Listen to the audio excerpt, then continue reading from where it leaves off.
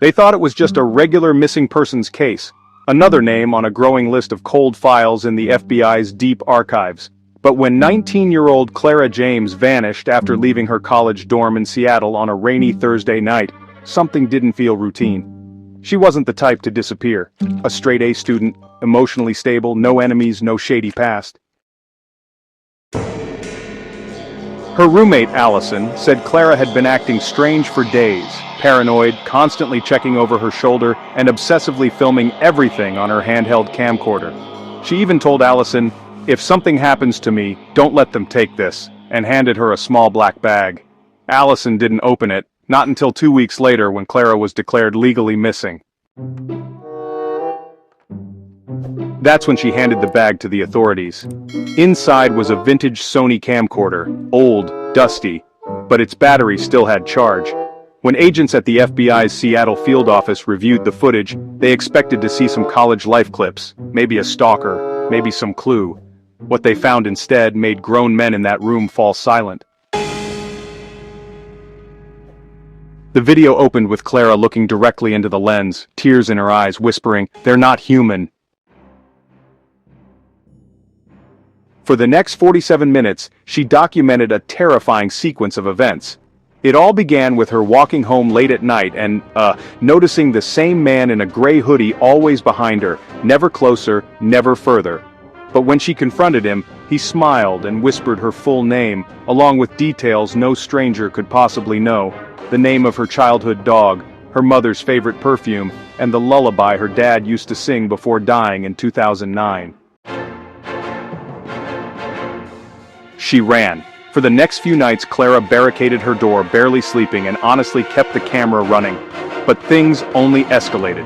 Her textbooks started appearing drenched in blood. Her laptop began typing on its own. The name Altheon appeared again and again. She Googled it. Nothing. She even went to her college counselor for help, only to find her sitting motionless, eyes completely black, muttering in a distorted voice, "You've seen too much." Clara ran again. She filmed everything, every hallucination, every whisper, every shadow that crept across her walls when the lights were off. One night, the camera caught her sleepwalking outside and standing in front of a building that just didn't exist on any map, a Gothic-looking library that glowed blue from the inside. When she entered, the camera glitched. When it recovered, she was inside a vast room filled with hanging bodies. Each body had a tag. Each tag had a date and a name.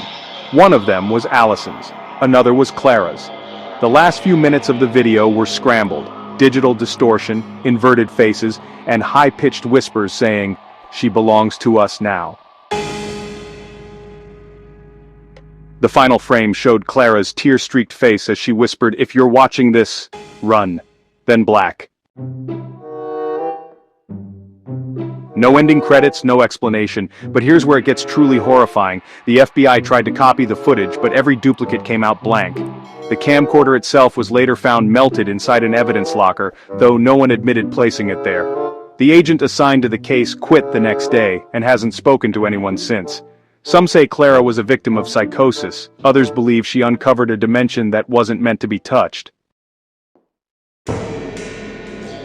But the most disturbing part? 2 months later, Allison disappeared. Her dorm was empty, except for a single item left on her bed. Another camcorder, same model, same make, same scratches, and it was still recording. This is not fiction. This is a trace of truth buried in shadows, a clue that we were never supposed to find. You're watching Dark Fiction Clues, where every story leaves behind something that breathes. If this story made your heart race, imagine what the next one could do. Subscribe now and step deeper into the dark. But beware, once you enter, you may never